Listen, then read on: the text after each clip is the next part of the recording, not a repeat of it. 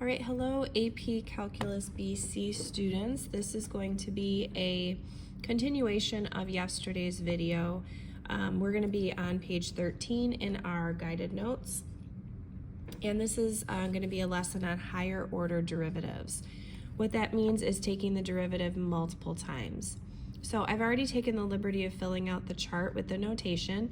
Please pause the video and fill in that notation. Okay, so let's go ahead and get started with the first example here, which is technically example 4. You'll notice based on the notation, it wants us to find the second derivative. So we're just gonna find the first derivative and then take the derivative of that answer. Because it's E, it's actually a fairly easy example. We don't have to worry about quotient rule or product rule or anything like that.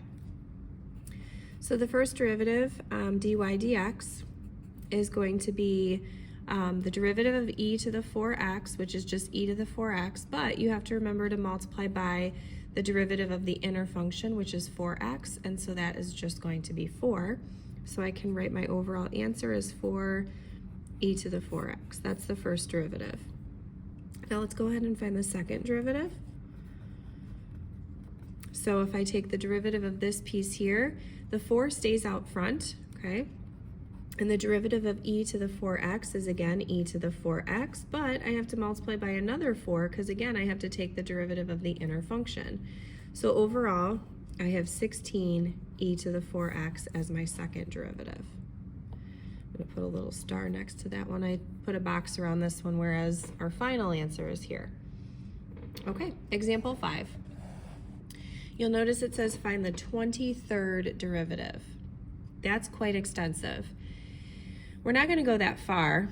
We will eventually find the 23rd derivative, but we're not going to find all 23 derivatives. So we're going to start by just finding the first few until we notice a pattern.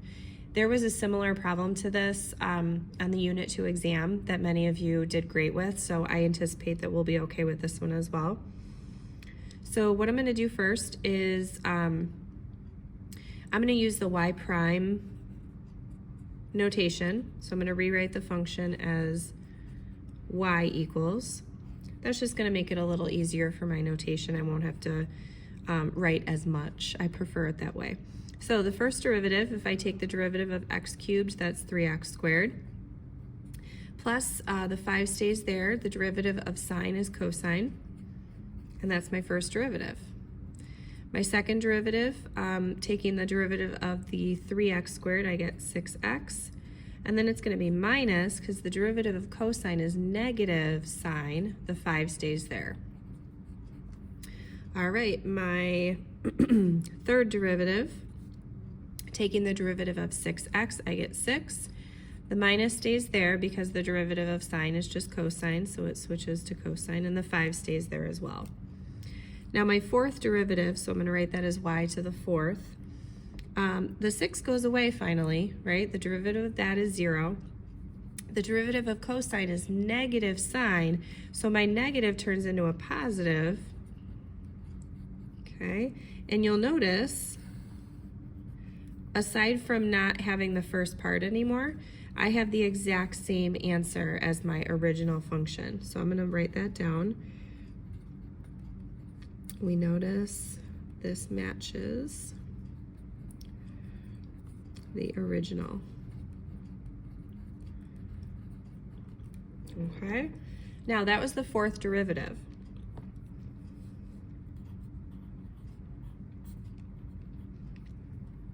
So what I'm going to do is use a little bit of division.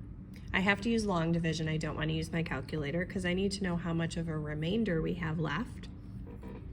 If I take the derivative we're trying to find, which is 23, and divide by how many derivatives it took for me to make one cycle, which in this case was 4 derivatives to get back to the beginning, and I do long division, I end up with a remainder of 3, okay? So that means that the 23rd derivative will be the same as the third derivative in the pattern. Now, we have to keep in mind that all of this stuff in the beginning of our derivatives over here is not going to exist as we keep going, because you notice it went away by the fourth derivative. For example, if I went to go find the fifth derivative, I no longer have that constant stuff, and it's just going to be 5 cosine of x. So we're no longer going to have to worry about the original stuff. So even though I'm saying that it's the same as the third derivative, I'm not going to include that 6 when I go to write the 23rd derivative, okay? So at this point, I can go ahead and just write my answer. The 23rd derivative is the same as the third derivative, but without that 6 in front. So I get negative 5 cosine of x. Okay. All right, let's go ahead and find the last one. Example 6. You'll notice it's asking us to find the derivative of an inverse tangent function. That inverse tangent function has a function inside of it, so we will have to use our u idea. So I'm going to let x squared be my u, and that means my u prime is 2x. That's going to be helpful when I go to write my final answer. So g prime of x, and if it helps, you can look back at your original functions here. The derivative of our tangent is going to be our u prime on top with our 1 over u squared on the bottom. So here we go. U prime goes on top, which is 2x. And then on the bottom, I have 1 plus u, which is x squared, and then squared. Now I can simplify that to say 2x over 1 plus x to the 4th. Okay, now that's just the first derivative, but you'll notice here it says find the second derivative. So let's find the second derivative. And since this was our first derivative, we're working off of that. Now I am going to have to use the quotient rule. So this is an example where we're using inverse trig functions, but then also having to remember the quotient rule from before. So here we go. Low d high minus high d low all over low squared. Now a lot of this is gonna some of this is gonna simplify, but I'm gonna leave most of it the same. So let's go ahead and distribute. I'm not gonna do too much work with each of these pieces after I distribute.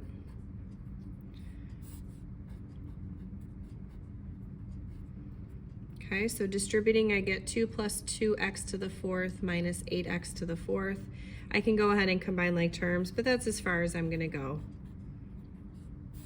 No need to multiply out the denominator or anything like that. That's not gonna help the situation. So that's our second derivative. All right, so I hope between yesterday's lesson and today's lesson you feel good about inverse trig function. I hope you feel okay about doing the second derivative, or even going up to something as high as the 23rd derivative. We will work on inverse trig function derivatives, as well as higher order derivatives a little bit more on Friday. All right, have a great rest of your day. Bye.